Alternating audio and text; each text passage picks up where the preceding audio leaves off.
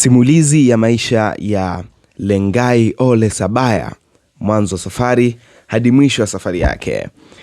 Lengai Ole Sabaya alizaliwa tarehe 26 Disemba, ulikuwa ni mwaka 1986 katika ardhi ya kaskazini mwa Tanzania, eneo lenye historia ndefu ya kijamii ya Kimaasai, ujasiri na ushindani wa maisha. Alikulia katika mazingira ya Arusha na viunga vyake, mahali ambapo mila za jadi, siasa za kijamii na mabadiliko ya dunia ya kisasa hukutana uso kwa uso. Alikulia katika familia ya kawaida ya Kitanzania, ndani ya jamii inayothamini nidhamu, utii, heshima kwa mamlaka. Ingawa taarifa za majina ya wazazi wake hazijawekwa wazi hadharani, mazingira ya malezi yake yalikuwa ya kijamii zaidi kuliko kifahari, yakimjenga katika kimsingi ya kutegemea ushindani na kujitambua mapema. Utotoni mwake aliandamana na marafiki na vijana wa mtaa, michezo ya nguvu na mijadala ya kijamii, mambo yaliyompa ujuzi wa kujiamini na kuzungumza kwa kuthubutu na kusimamia mbele ya watu. Hapa ndipo alipoanza kuonekana kama kijana mwenye hulka ya uongozi. Hakupenda kusukumwa na mara nyingi alitaka kuongoza wenzake badala ya kuwafuata. Elimu, kujijenga akilini na nje ya darasa, maisha yake yalikuwaje? Karibu nikupitie katika historia hii tamu ambayo itaenda kufunza mambo mengi. Ole Lengai Sabaya, mwanasiasa huyu mkongwe ambaye amedhihirisha uwezo wake kwa watu wengi sana pale pindi alipoanza kuingia katika mambo ya kisiasa. Mimi ni Alexander_Rizzi. Hii ni simulizi ya Ole Lengai Sabaya. Safari yake ya elimu ilianza katika shule ya msingi na sekondari kaskazini mwa Tanzania. Alijulikana kama mwanafunzi asiyeogopa hoja, mwenye uwezo wa kujieleza na aliyependa kushiriki mijadala kuliko kukaa kimya. Baadaye alijiunga na chuo kikuu cha St. John, hiyo ilikuwa ni Dodoma, ambako alisomea shahada ya sayansi huko chuoni. Sabaya hakujijenga tu kitaaluma, bali pia kisiasa na kijamii. Alijihusisha na makundi ya vijana, mijadala ya uongozi na shughuli zilizompa mtandao mpana wa marafiki wa kushiriki, na baadaye katika kipindi hichi marafiki zake walimuona kama mtu mwenye msimamo mkali, asiyependa kushindwa, mwenye ndoto kubwa kuliko mazingira aliyotaka. Chuoni ndipo alipoanza kuamini kwamba madaraka ni chombo cha kuleta heshima, ushawishi na mabadiliko. Kuingia katika siasa, ambapo hapa alipanda kwa kasi sana. Baada ya masomo, Sabaya alirudi kaskazini mwa nchi akiwa na lengo moja kuu, kuingia kwenye uongozi wa umma. Aliingia rasmi kwenye siasa kupitia Chama cha Mapinduzi CCM, akianzia ngazi za chini, safari ambayo wengi huiota lakini wachache huvuka kwa kiasi kama kwa namna yake. Mwaka 2015 alipata ushindi wa udiwani kata ya Sambasha huko Arusha. Huu ulikuwa ni mwanzo wa umaarufu wake.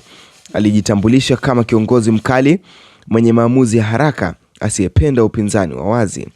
Urafiki wake wa kisiasa uliongezeka haraka, hasa ndani ya umoja wa vijana CCM ama UVCCM, ambako alichaguliwa kuwa mwenyekiti wa UVCCM mkoa wa Arusha. Ulikuwa ni mwaka 2016. Hapa jina lake lilianza kusikika kimataifa zaidi. Madaraka makubwa kama mkuu wa wilaya.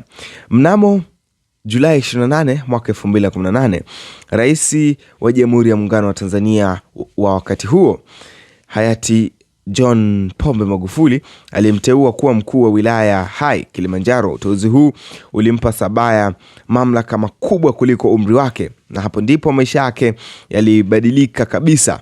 Kama DC, Sabaya alijenga taswira ya mtendaji mkali wa maagizo, mlinzi wa chama tawala, adui wa upinzani hasa Chadema.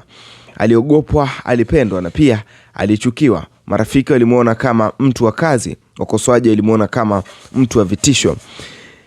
Kuropoka na migogoro ya kisheria. Baada ya kifo cha Rais Magufuli na kuingia madarakani kwa Rais mpya Samia Suluhu Hassan, upepo wa uongozi ulianza kubadilika. Mwaka 2021, Sabaya alisimamishwa kazi, akakamatwa na kufikishwa mahakamani, akabiliwa na mashtaka mazito ya jinai yakiwemo unyang'anyi na kutumia silaha, uhujumu uchumi na matumizi mabaya ya madaraka. Hiki kilikuwa ni kipindi kigumu zaidi katika maisha yake. Marafiki wengi walitokea, wengi walibaki kimya. Umaarufu wake ukageuka kuwa mjadala wa kitaifa. Alihukumiwa kifungo kirefu, akakata rufaa, na katika miaka iliyofuata baadhi ya mashauri yaliyopatiwa upya na mahakama za juu ilirekebishwa na kufuatwa kwa misingi ya kisheria. Baada ya anguko lake, jaribio la kurudi kwake baada ya kipindi cha gerezani na mapambano ya kisheria, Sabaya alirejea polepole katika mijadala ya kisiasa. Kufikia mwaka 2024 hadi mwaka 2025 alianza kuonekana tena hadharani, akionyesha nia ya kurejea kwenye siasa na kuchaguliwa. Kwa wengi hii ilikuwa jambo la kushangaza, kwa wengine ni ushahidi kwamba siasa haina mwisho kwa waliothubutu. Hitimisho, maisha yake yeye pande zote mbili. Maisha ya Lengai Ole Sabaya ni hadithi ya kupanda kwa kasi, madaraka makubwa, anguko la ghafla na jaribio la kurejea. Ni simulizi inaonyesha jinsi nguvu, ujasiri, tamaa ya uongozi inavyoweza kumuinua mtu, pia kumuunganisha. Karibu nikupitishe katika doti ya kwanza mpaka doti ya mwisho, ukuaji wake mpaka hivi sasa alipofikia Ole Sabaya.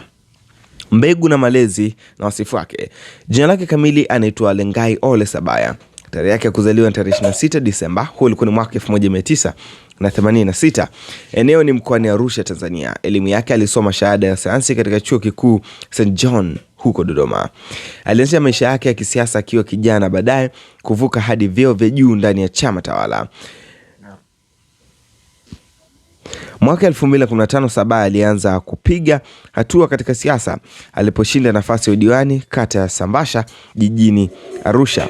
Mwaka 2016 aliibuka kuwa mwenyekiti wa umoja wa vijana ya UVCCM mkoani Arusha, nafasi ilionyesha uelekezaji wake ndani ya chama.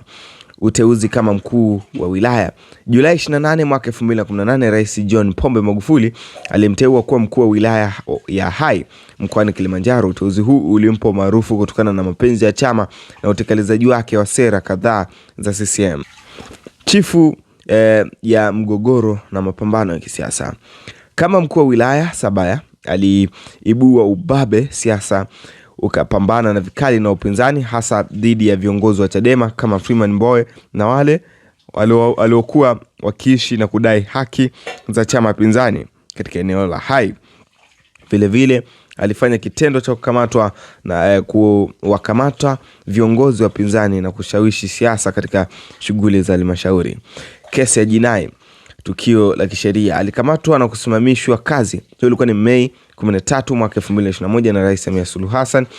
Alisimamisha kazi kama mkuu wa wilaya ya Hai na kuwezesha uchunguzi wa tuhuma mbalimbali zikiwemo rushwa, uhujumu uchumi na makosa mengine. Mashtaka ya jinai. Hilo Juni 4 mwaka 2021 Sabaya na walinzi wake walifikishwa mahakamani ya Arusha kukabiliwa na mashtaka kadhaa: kuunda genge la uhalifu, kuhujumu uchumi, rushwa, utakatishaji fedha, ujangili na uongozi wa makosa ya kutumia madaraka ya kinguvu kwa umma. Oktoba 15 mwaka 2021 mahakama ya hakimu mkazi Arusha ilimhukumu Sabaya aende gerezani kwa miaka 30 kwa kosa la unyang'anyi, kutumia silaha pamoja na washirika wake walikata rufaa dhidi ya hujuma hiyo. Mahakama ya juu mwaka 2022, mahakama ya rufaa 2023 ilirekebisha baadhi ya hukumu ya ushahidi wa kesi ya unyang'anyi, kibaini matatizo ya ushahidi kwa kesi ya hujumu uchumi na rushwa. Baadhi ya mashtaka yalifutwa ama kusitishwa mahakamani.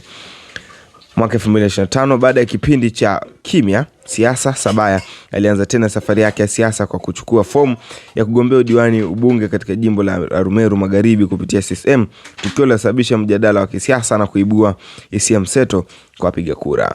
Hii ni simulizi ya maisha ya Ole Sabaya.